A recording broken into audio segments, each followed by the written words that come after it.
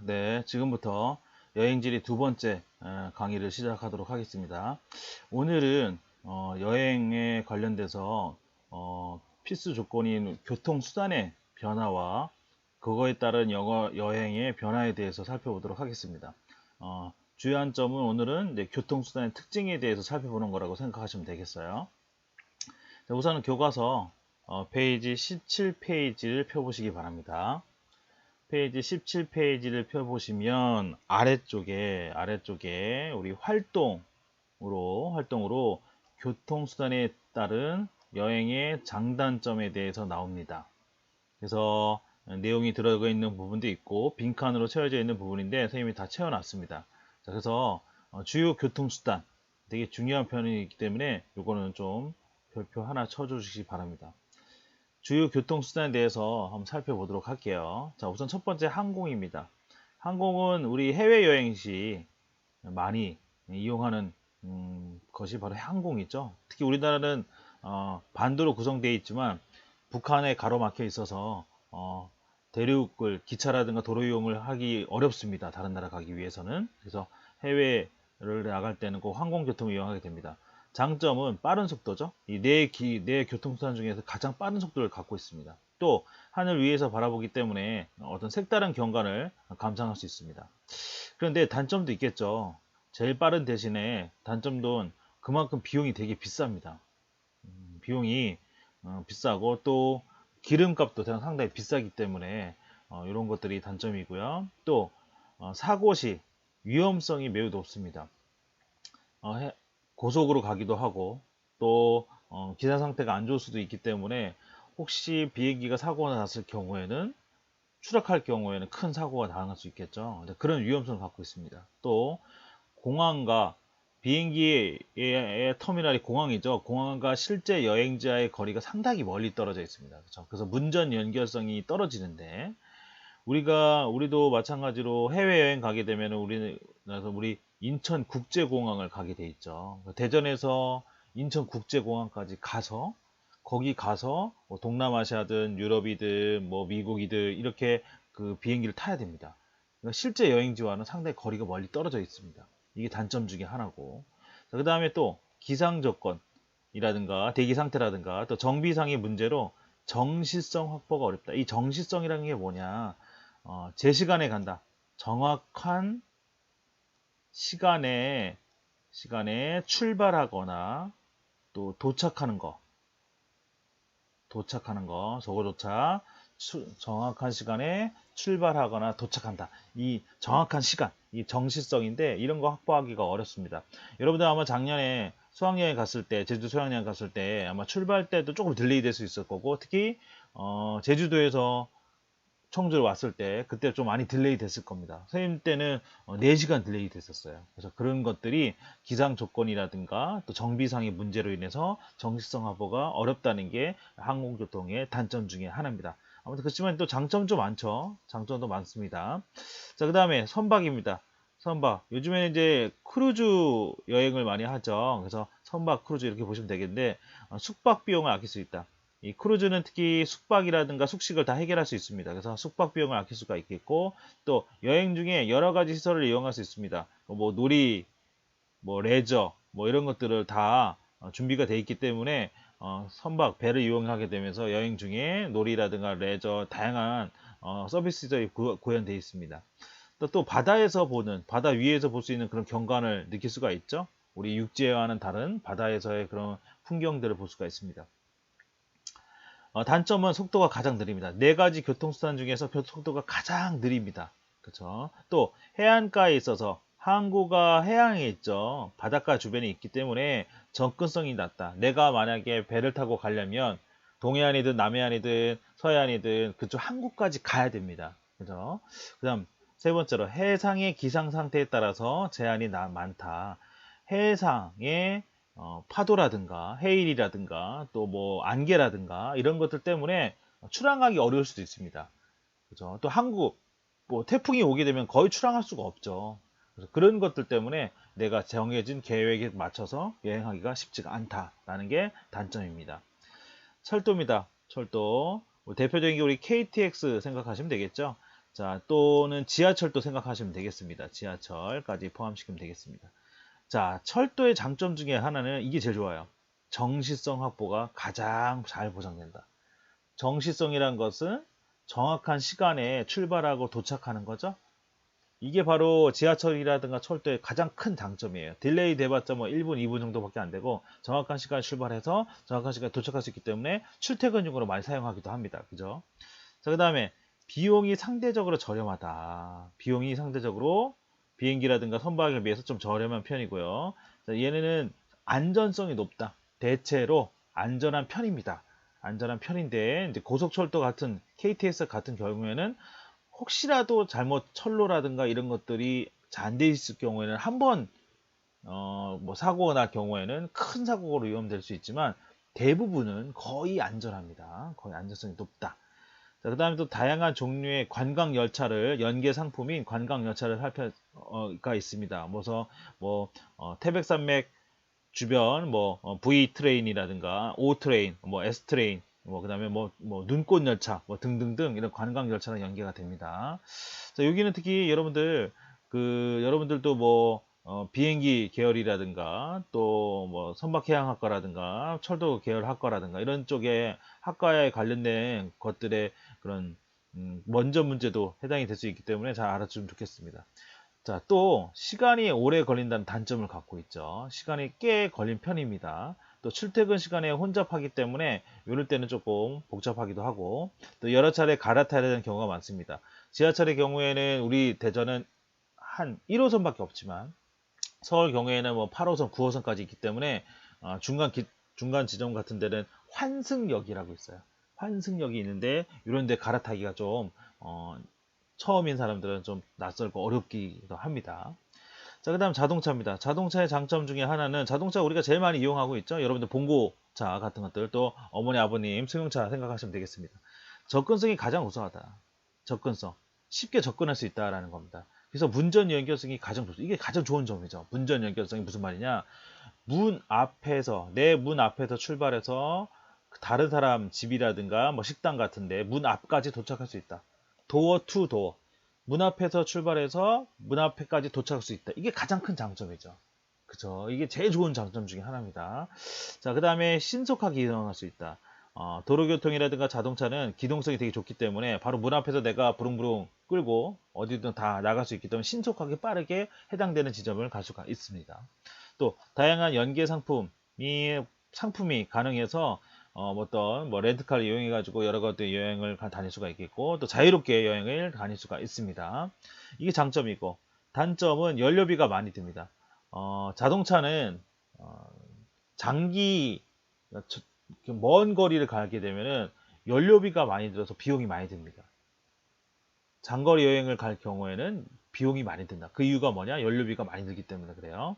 또 주말이라든가 특정 출근 시간이라든가 퇴근 시간에 교통이 혼잡하다는 그런 단점을 갖고 있고 또 시간이 좀 더 길어질 수 있습니다. 이런 것들의 단점이 있다. 자, 이런 것들은 아까도 얘기했던 것처럼 면접 문제로도 많이 출제가 될 수 있고 또 이번 단원에서 되게 중요한 단원이기 때문에 잘 기억하시기 바랍니다. 자, 됐고요. 자, 우선 이제 교통수단별 장단점에 대해서 좀 먼저 살펴보도록 할게요. 자, 요거를 먼저 하도록 하겠습니다. 우선 요거부터. 자, 우선은 여기 운송비 구조와 교통수 특징이라고 했는데 약간 오늘은 좀 전문적인 거 하나 할게요. 운송비 구조와 교통수단의 특징이라고 되어 있습니다. 자, 운송비 구조라고 되어 있어요. 우리가 버스라든가 철도라든가 비행기라든가 이런 것들은 돈이 책정되어 있죠. 그렇죠? 돈이 책정되어 있습니다. 근데 그 돈에 어떻게 구성되어 있는지 살펴보자는 거예요. 자, 그러면 초운송비란 것은 기종점 비용과 주행 비용을 합친 겁니다. 그럼 기종점 비용이 뭐냐? 출발과 종점, 도착 지점이란 뜻이죠. 그래서 주행 비용과 관계없이 일정하게 나타나는 비용입니다. 일명 쓰세요.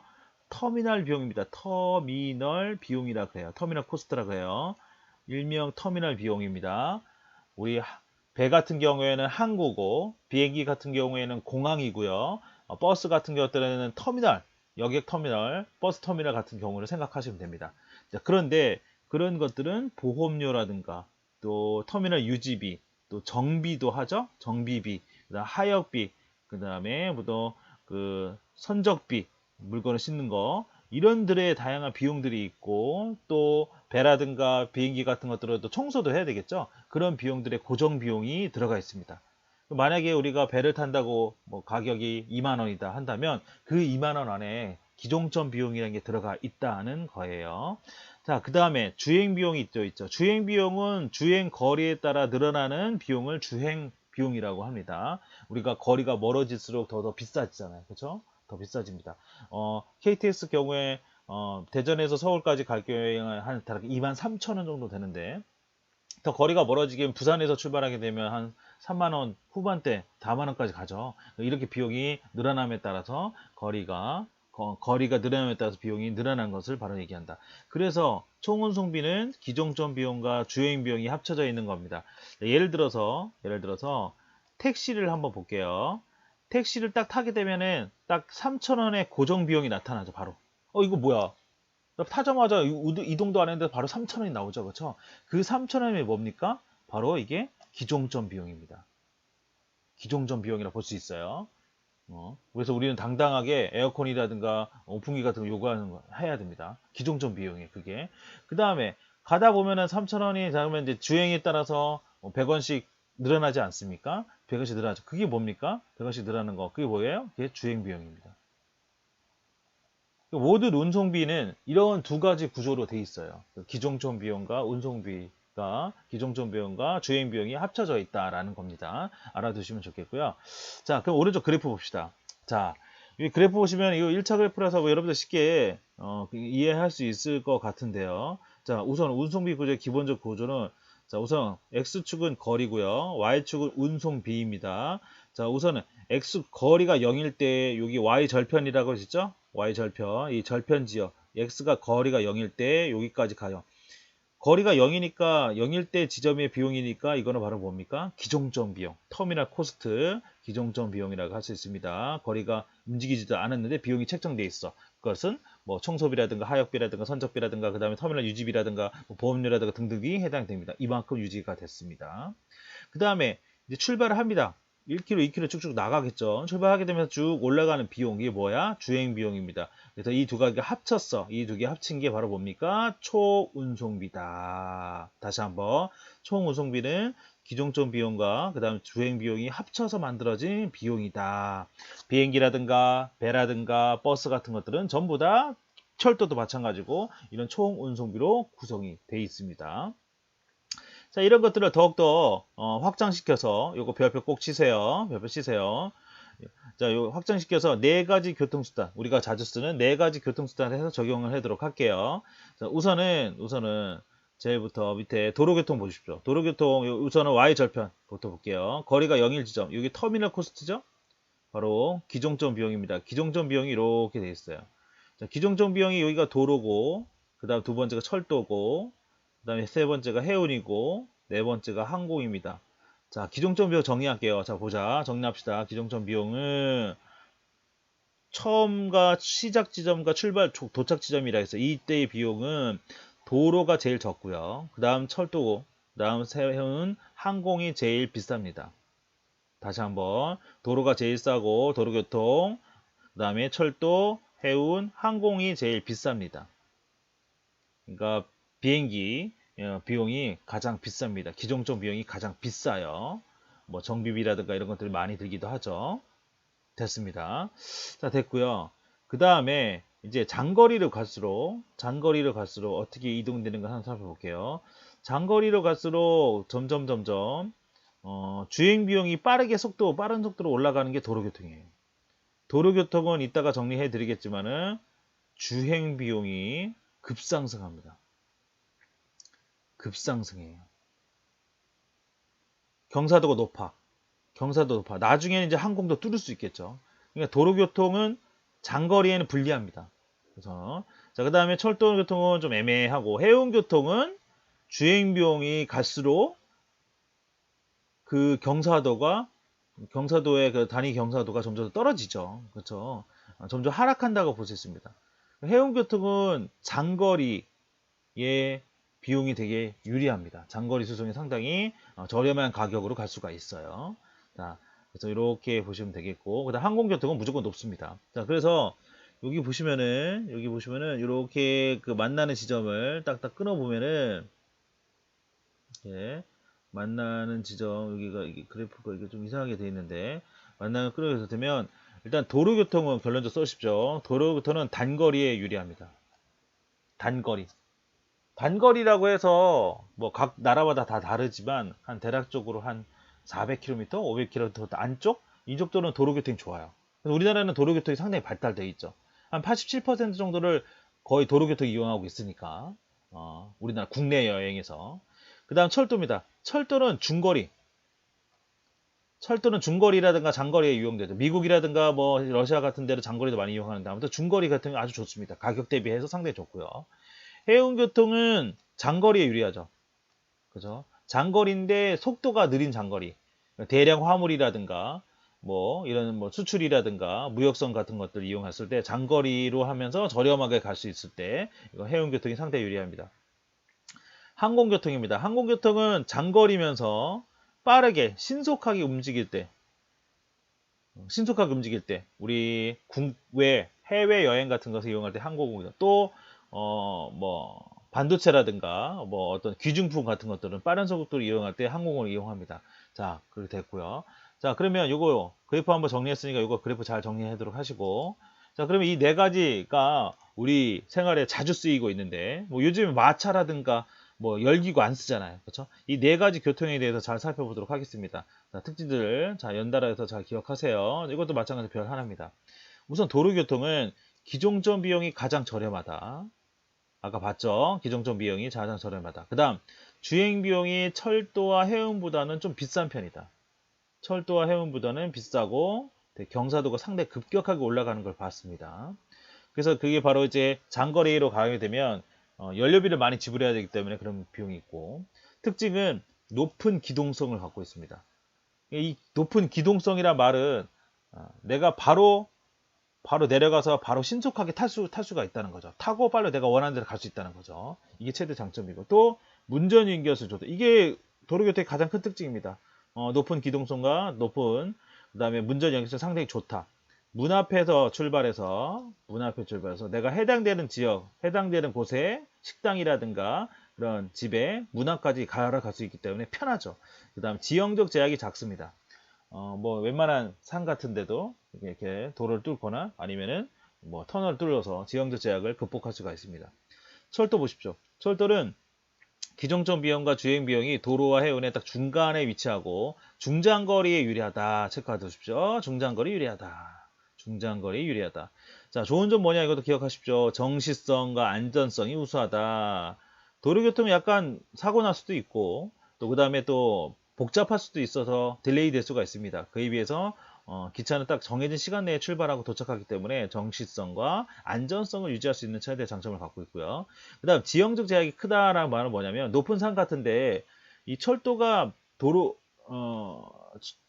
그 도로처럼 그냥 그 도로만 만들어져서 그 자동차가 움직이는 게 아니라 철로는 밑에 땅을 되게 잘 다져야 되겠고 거기에다가 뭐 나무라든가 또 철로를 개선하기 위해서 여러 가지 부대적인 그런 기반 시설들을 상당히 많이 준비해야 되고 비용이 많이 듭니다. 그 비용이 많이 들어요. 철로를 까는 비용이.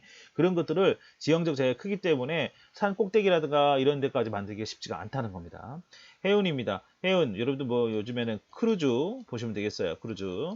자, 기종점 비용이 비싸나 주행 비용이 저렴하다는 장점이 있죠. 주행 비용이 저렴하다. 그래서 대량 화물을 이용해서 장거리 수송이 유리하죠. 우리가 뭐 어떤 제품들을 수출하거나 뭐 수입할 때 해운교통을 잘 이용합니다. 왜? 비용이 저렴하기 때문에. 또 장거리 대량 화물에 이용하고 배내 같은 경우에는 엄청나게 규모가 큽니다, 여러분들. 그래서 그런 거에 싫기 때문에 그렇죠. 자, 근데 문제는 뭐냐? 우리 아까 했던 것처럼 기상 조건의 제약이 되게 큽니다. 해일이라든가 태풍이라든가 뭐 그다음에 뭐 큰 바람이라든가 이런 거에 영향을 받고 또 안개에 영향을 많이 받기 때문에 출항하기가 쉽지가 않을 수도 있다. 그다음 해물 수송의 분담률이 되게 높은 편이다. 우리 해물 화물이죠, 화물. 죄송합니다. 화물 수상 분율이 상당히 높은 편에 해당되는 겁니다. 특히 우리는 수출입이 되게 많기 때문에 이런 것들을 배를 이용해서 많이 하죠. 그 다음 항공입니다. 항공은 기종점 비용과 주행 비용이 모두 비쌉니다. 다 비싸요. 기종점은 좀 비싸고 또 출발하기 시작하게 된 비용도 비싸고 그래서 비행기 값이 제일 비싼 겁니다. 엄청나죠, 비행기가. 자, 그 다음에 장거리 여객수송과 장거리 여객수송에는 우리는 다 대부분 많이 이용하고 또 고부가 가치, 뭐 반도체라든가 뭐 기중품이라든가 뭐 이런 것들은 화물 수송으로 빠르게 항공을 이용하기도 합니다. 이번에 우리가 미국에게 뭐 진단키트, 코로나 진단키트도 보냈다고 하는데 이런 것도 비행기를 이용해서 보냈습니다. 비행기를 빨리 가야 되니까 배로 가면 한 달 걸리니까 빨리 가야 됩니다. 자, 그 다음에 기상 조건의 제약이 크다. 이것도 마찬가지로 안개가 끼거나 그 다음에 뭐 강한 바람이 불거나 하게 되면 배가 비행기가 뜨기가 어렵습니다. 그렇죠? 사고 날 수 있으니까 제약이 크다. 또 사고 나면 큰납니다. 항공은. 또 신속한 수송에 유리하다는 게 최대 장점이죠. 빠른 속도로 갈 수 있습니다. 지금은 시속 거의 뭐 1000에서 1200km를 갈 수 있으니까 1시간에 1000km나 1200km를 갈 수 있다는 것은 부산에서 출발해가지고 거의 저쪽에 백두산까지 갈 수 있다는 겁니다. 1시간에 빠른 속도로 간다면은 그 정도로 제트 비행기가 발달했기 때문에 이런 장점들을 갖고 있습니다. 자, 오늘은 지금 보시면은 하나씩 정리해드리면 여기 맨 처음에 이제 교통수단에 대해서 우리 교과서에 있는 내용을 중심으로 해서 정리를 했습니다. 이런 것들도 면접 문제에 많이 나온다고 해당됩니다. 특히 뭐 항공교통이나 비행기 계열, 뭐 선박, 그 다음에 철도, 뭐 자동차 계열 전부 다 여러분들 이과 학생들이 다 가고 싶어 하고 실용적인 학과들입니다. 그래서 이런 것들도 잘 기억하시면 좋겠고 다행히 또 시험 문제에 나올 수 있겠죠. 자, 그 다음에 이제 거기 관련해서 좀 더 전문적으로 비용에 대한 것들에 대해서 언급을 했어요. 자, 그래서 운송비 구조가 어떤가 아마 새로운 거 많이 배웠을 겁니다. 택시비가 3,000원에 왜 책정이 돼 있는가 라는 것에 대해서 한번 정리를 했고 이런 그래프도 잘 보시기 바랍니다. 당연히 시험 문제 출제가 될 수도 있죠. 자, 그 다음 그래서 우리 주로 많이 쓰는 이용 도로교통, 철도, 해운, 항공교통에 대한 전반적인 특징에 대해서 살펴봤습니다. 그래서 오늘 아마 이걸 배우게 되면 우리 교통수단에 대한 장단점에 대해서 알게 될 거고 아마 새로운 것도 배웠을 거예요. 그래서 이렇게 하도록 하겠습니다. 다음 시간에는 교통수단의 두 번째로 교통의 역사라든가 또 어떻게 요즘에 변화되고 쓰이는가에 대해서 간단하게 공부하도록 하겠습니다. 자, 오늘 열심히 들어줘서 고맙습니다. 감사합니다.